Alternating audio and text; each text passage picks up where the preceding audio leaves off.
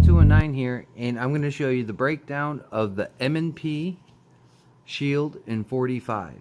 Very popular carry gun, the Shield line, and we're going to take it apart and show you how easy it is to maintain it. So first, you want to unload your magazine. Check to make sure it's safe, which it is. There's no round in the chamber, you see. So what I've noticed with this gun is it has the takedown lever. So I'm not a big fan of takedown levers, because if it breaks, then you're pretty much out of luck. The same thing can go with the 2-tab pull down, but I like that better. It's more efficient.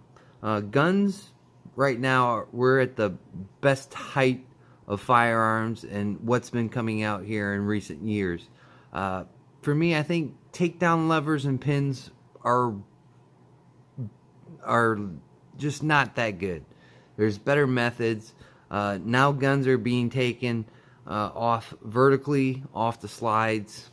The takedown levers, not so much. But let's get into it anyway. So you want to pull the gun back, lock it open, do your little lever here. God, if I can get it down there. Bit of a challenge.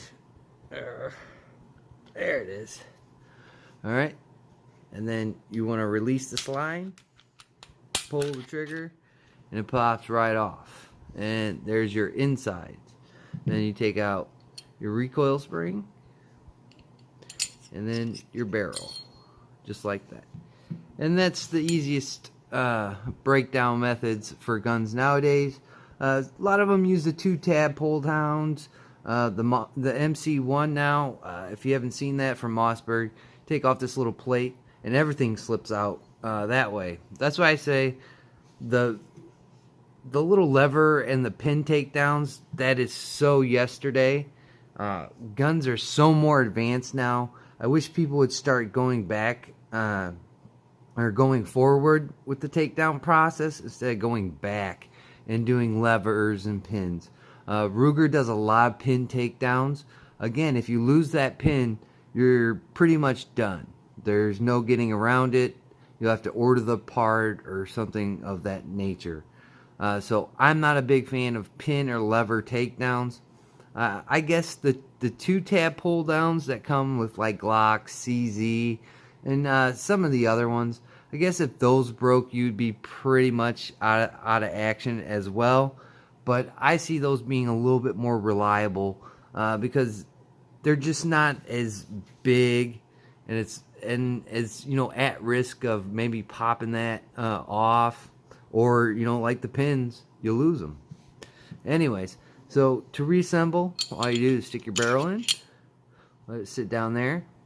Make sure you put the little metal part underneath the barrel.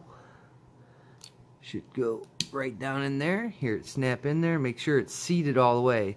We'll show you this. There's a little, you can see that little notch. That's where you want to put this other flat metal piece, right down in there, where it clicks right in there, doesn't move.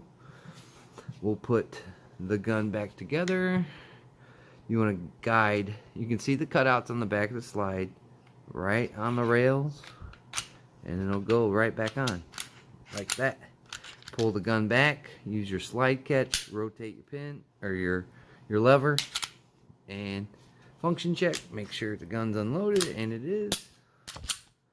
As I smack my camera, and there it is. It's just that simple. It still is another simple breakdown, but again, I think there's other methods that are just a little bit quicker. I know a lot of people take joy in cleaning their guns and all that. I don't mind it if I'm only shooting one gun, but if I have 3, 4 guns, 5 guns that I have to clean, I'd like to get through the process as quick as possible, so I'm not spending hours at a time cleaning guns, or days at a time cleaning guns. But that's the breakdown of the 45 Shield in the M&P line. Good gun so far. I might shoot it this weekend. I'm not sure. It is in 45, so ammunition's not that cheap, but it's cheap enough where I can probably find a box for about 14, 15 bucks. We'll run it through a couple more tests and see how it does. But that's a simple breakdown of the M&P 45 Shield. So, that being said, I'd like to thank my old and my new subscribers, the people that zip through the channel. Greatly appreciate it. Like, comment, subscribe, share their favorite gun content all over the interwebs. And like always, I'll catch you on the next one.